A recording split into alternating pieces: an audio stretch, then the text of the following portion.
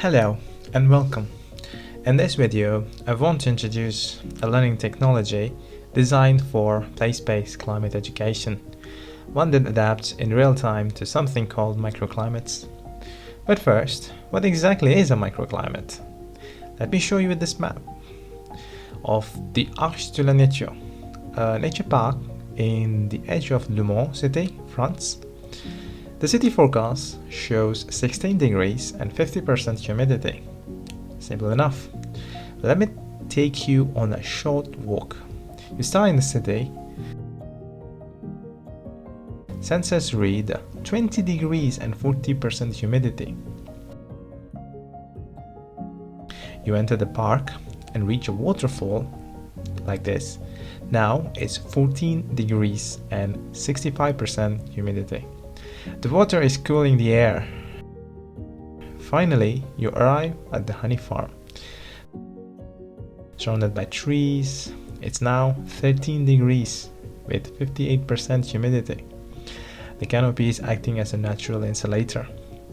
Just 2 to 3 kilometers, same city, 3 complete different climates. This is microclimate. Highly localized atmospheric conditions shaped by water, vegetation, shade, and topography. And microclimates are not just curiosities, they are sensitive indicators of environmental change. Research from universities of Würzburg and Cambridge found that microclimates are being disrupted at an accelerating rate due to rising temperatures, threatening the biodiversity that depends on these precise local conditions.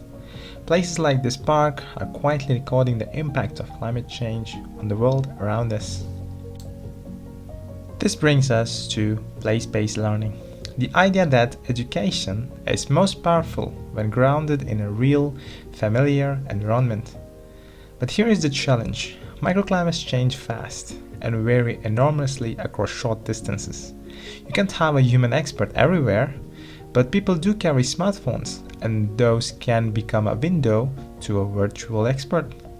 Powered by generative AI and live IoT sensor data, present to you a learning technology that adapts learning content to local microclimatic data. Let me show you how it works. We are standing near the honey farm.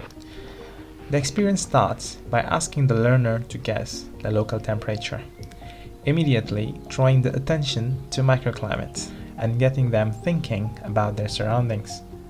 Then AI evaluates the answer and gives a brief introduction to microclimates and how climate change affects it. Next, we ask them to look around and find a specific spot in the place to lock them in on the learning subject, which in our case are honeybees. Once they do, the system presents a short expert-sourced explanation about the subject. Now then we ask them to imagine themselves as a honeybee. What would you do in these conditions? They choose an answer and the AI evaluates it using real-time sensor data.